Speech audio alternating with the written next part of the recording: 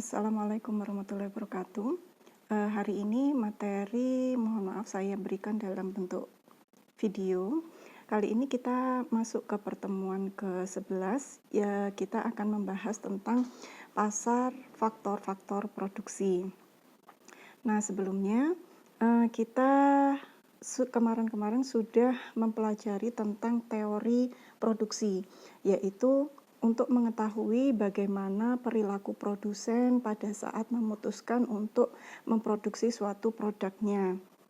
Nah, di sini produsen atau perilaku produksi itu yang pertama adalah produsen melakukan analisis pasar terlebih dahulu, yang tujuannya adalah untuk menentukan produk apa yang akan mereka produksi, yaitu mereka akan memproduksi produk-produk yang diinginkan atau dibutuhkan oleh konsumen.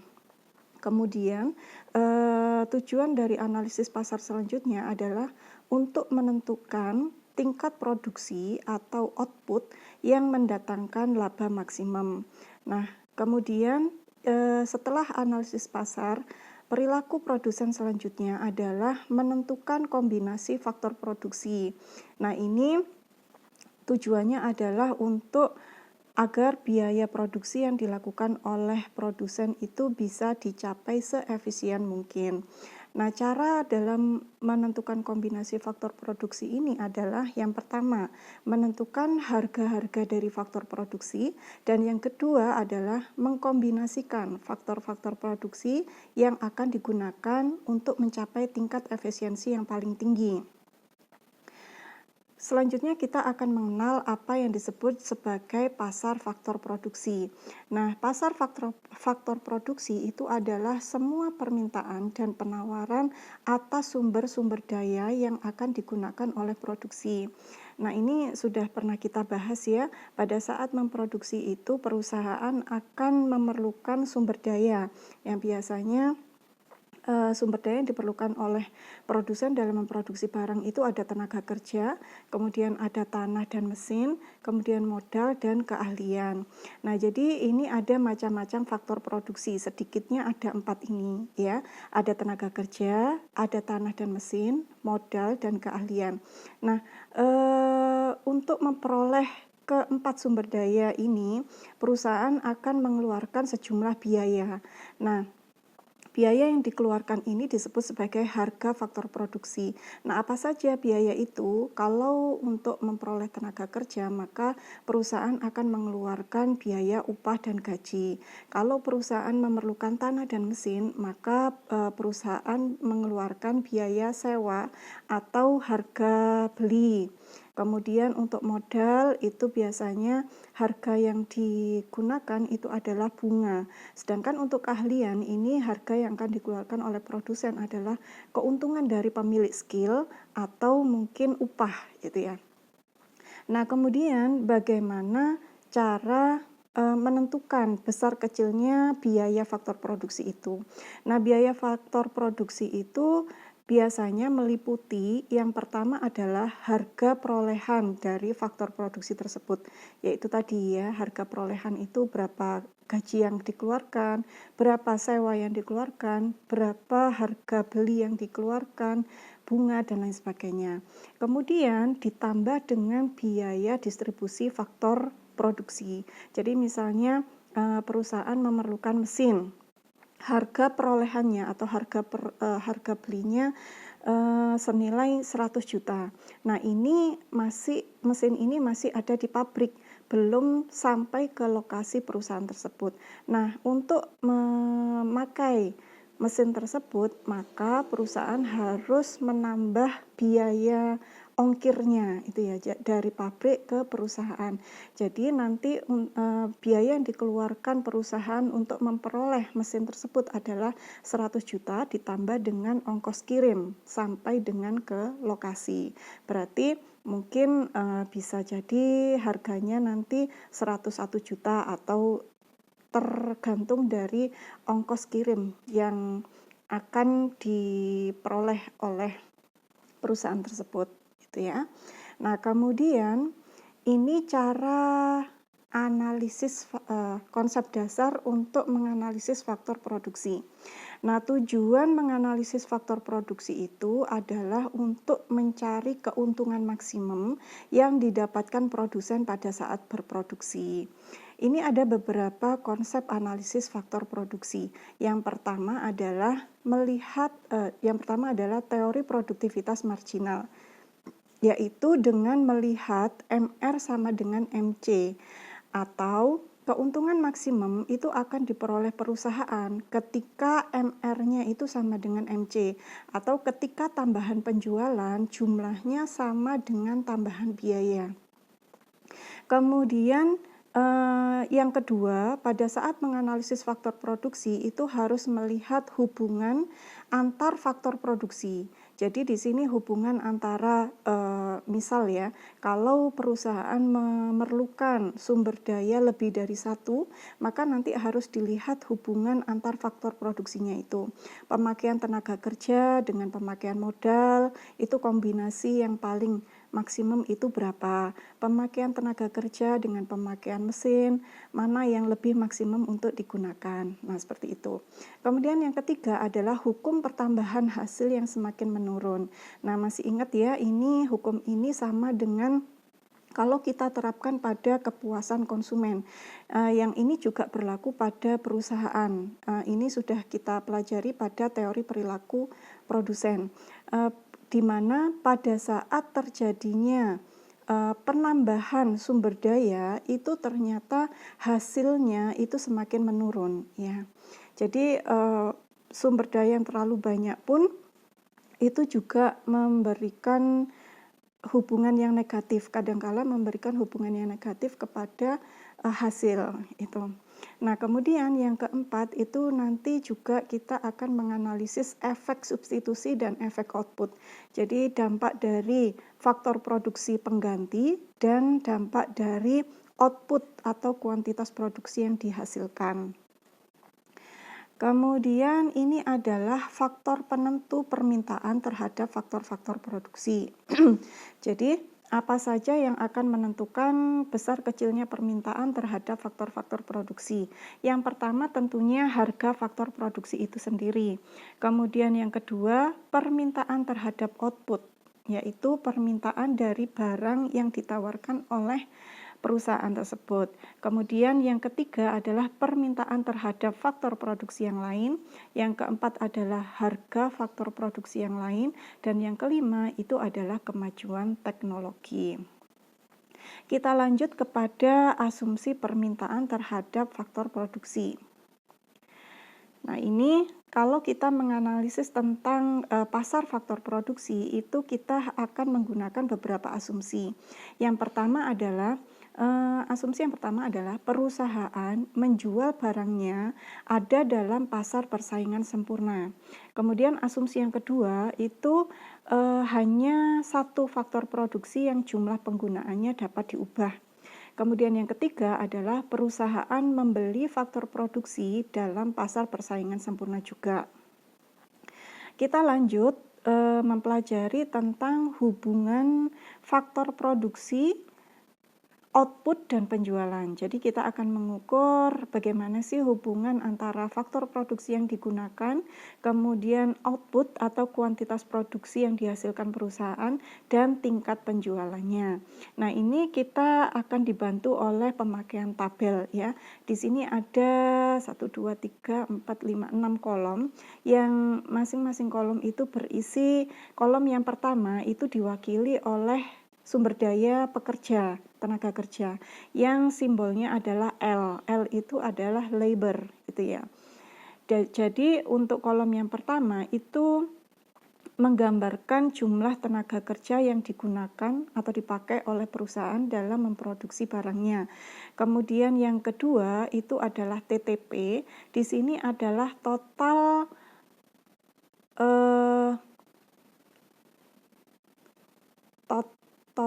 harusnya TPP itu ya.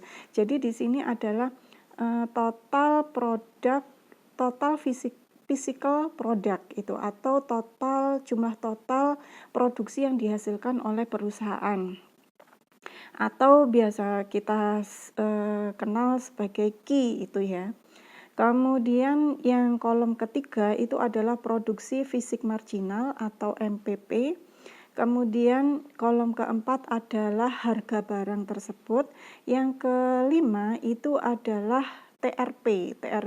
TRP ini adalah total revenue product. Jadi ini adalah total hasil penjualan produk tersebut.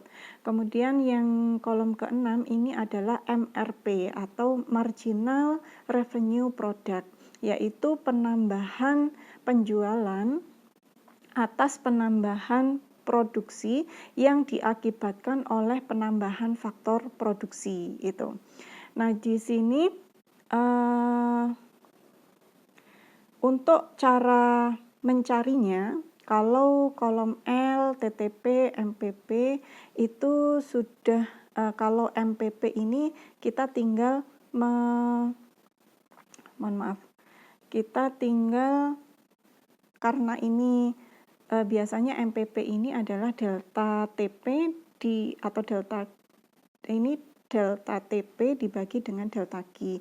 Karena ini delta Q-nya sama dengan 1, maka cara mencari MPP yang termudah itu adalah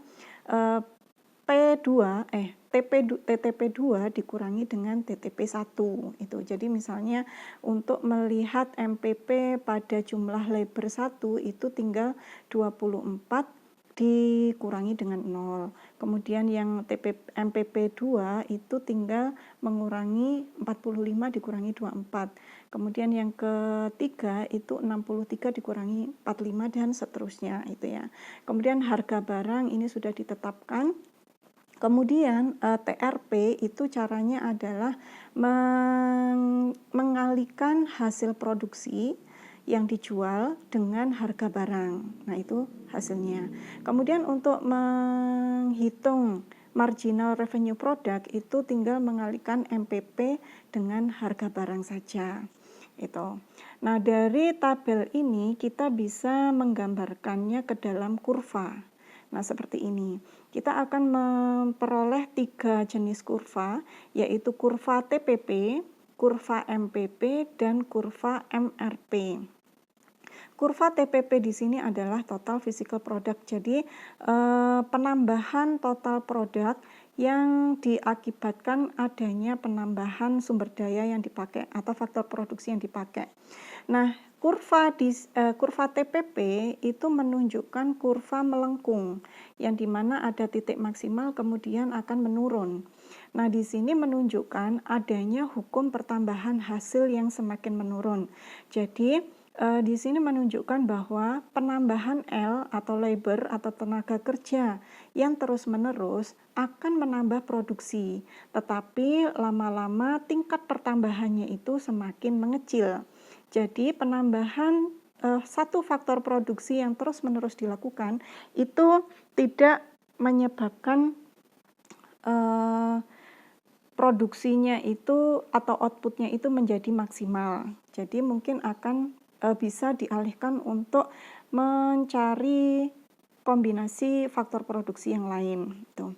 Kemudian untuk kurva MPP dan MRP atau marginal physical product dan marginal revenue product itu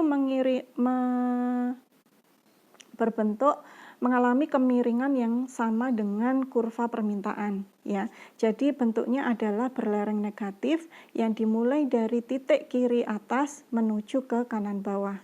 Nah, di sini menggambarkan atau menunjukkan kemampuan labor yang ditambahkan atau tenaga kerja berikutnya itu mengikuti kemampuan produksi yang semakin menurun. Jadi di sini akibat adanya penambahan tenaga kerja itu menyebabkan tingkat produksinya itu akan semakin menurun. Sedangkan kurva MRP menunjukkan bahwa perubahan penjualan sebagai akibat dari pertambahan produksi yang diakibatkan oleh kenaikan satu tenaga kerja yang digunakan.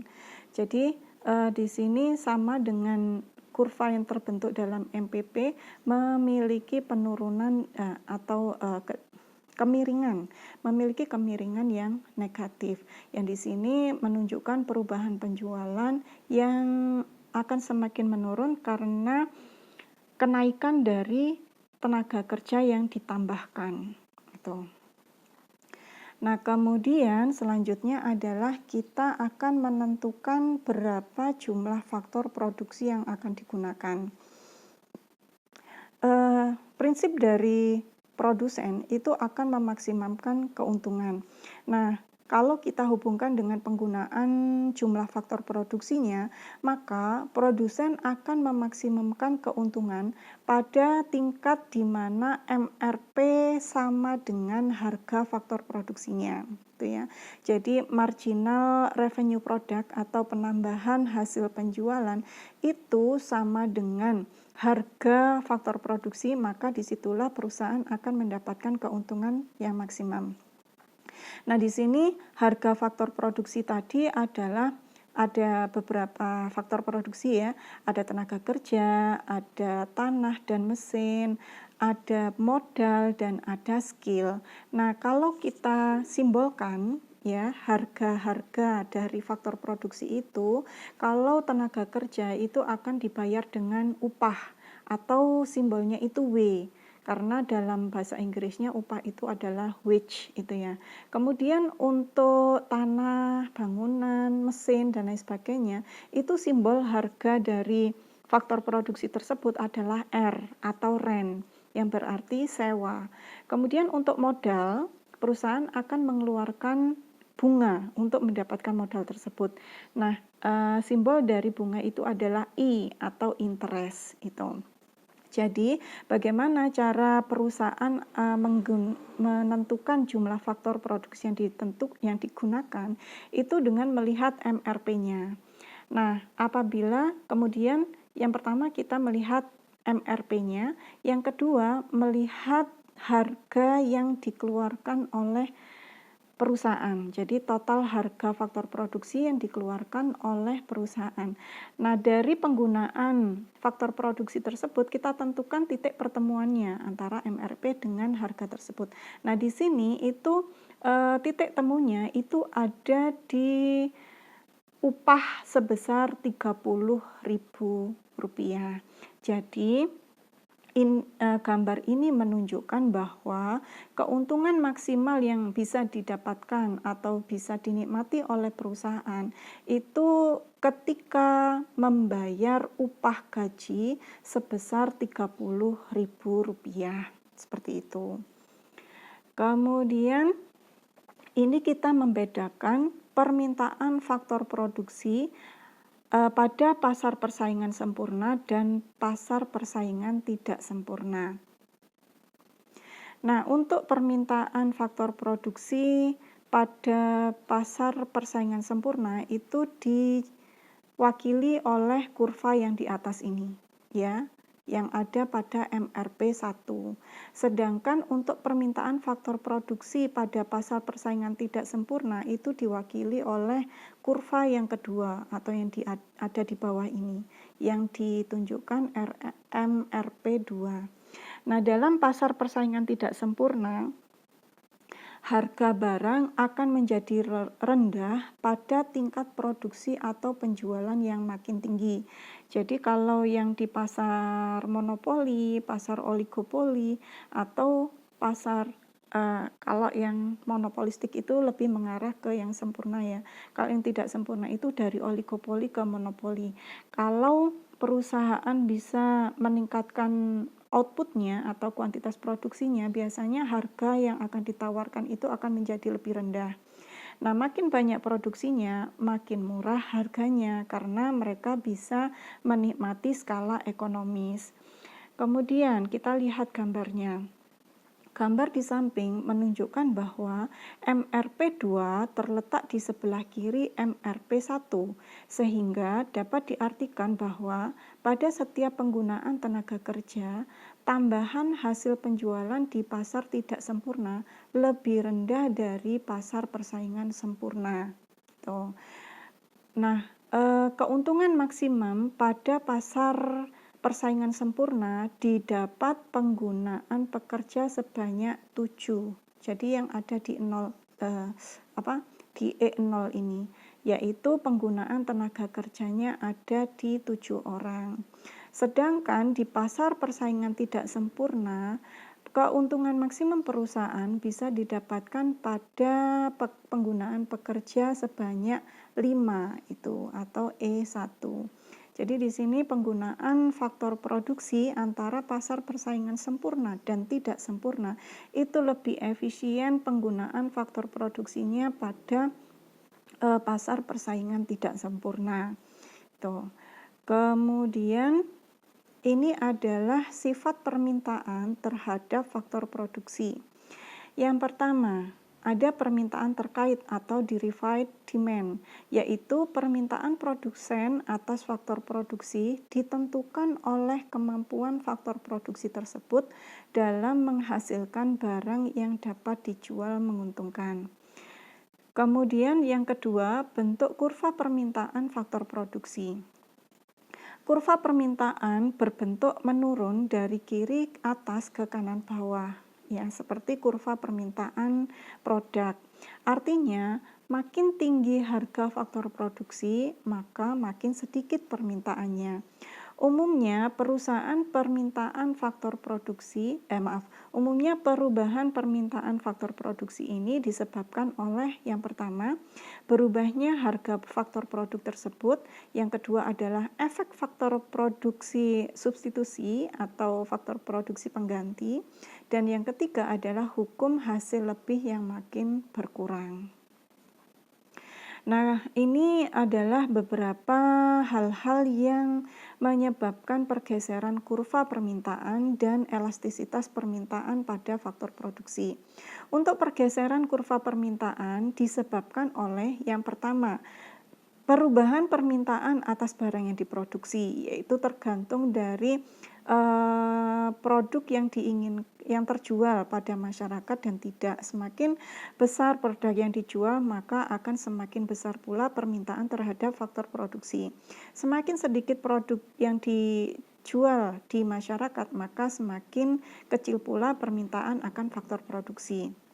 Kemudian pergeseran yang kedua disebabkan oleh perubahan harga faktor produksi yang lain yang digunakan. Jadi ini adalah efek substitusi.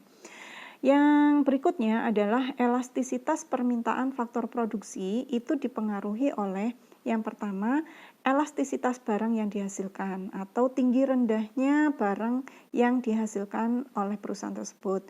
Kemudian yang kedua, perbandingan antara biaya faktor produksi dengan biaya total, yaitu nanti bisa dibandingkan antara W dengan TC, R dengan TC, I dengan TC, dan lain sebagainya.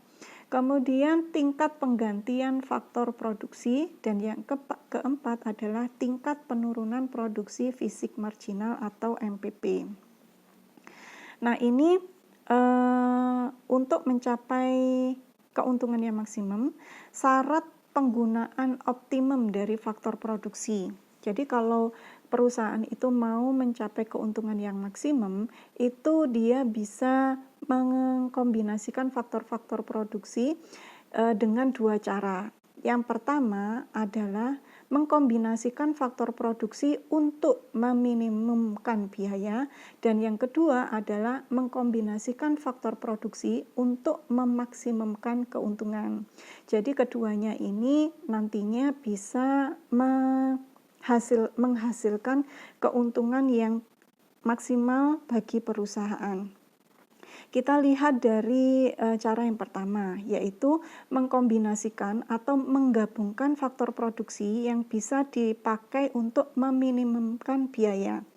Yang pertama, syarat yang pertama ini adalah harga faktor produksi itu sama, ya. Jadi masing-masing faktor produksi harus digunakan untuk mencapai tingkat MPP C sama dengan MPPL, atau misal MPPC ini adalah kapital, MPPL itu adalah labor, itu ya. Jadi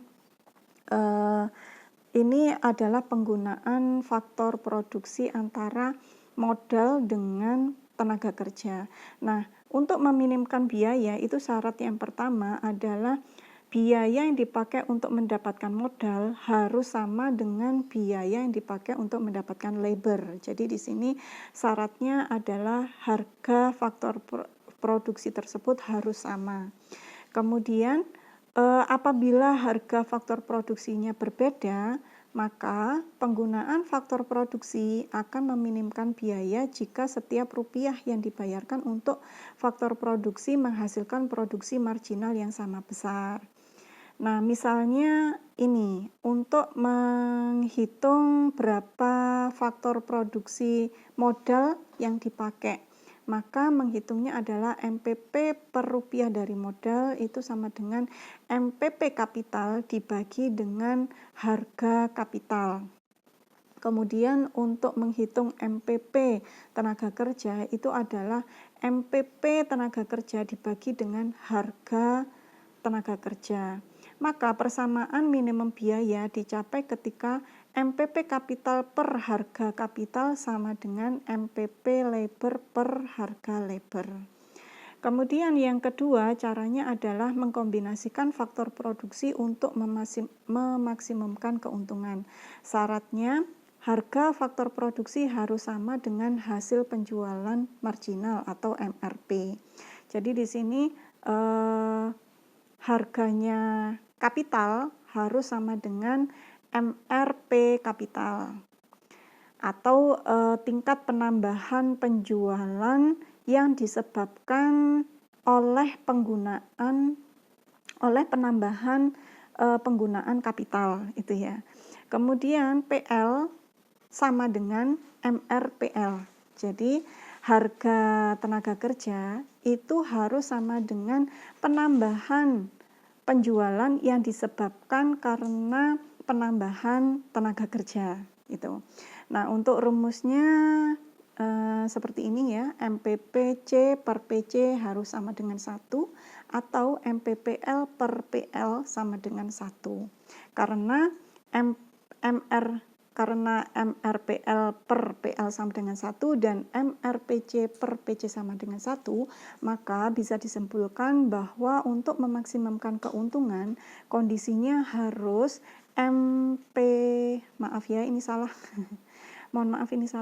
harusnya MRPC sama dengan MRPC dibagi dengan PC sama dengan MRPL dibagi L. Ini nanti akan saya ganti.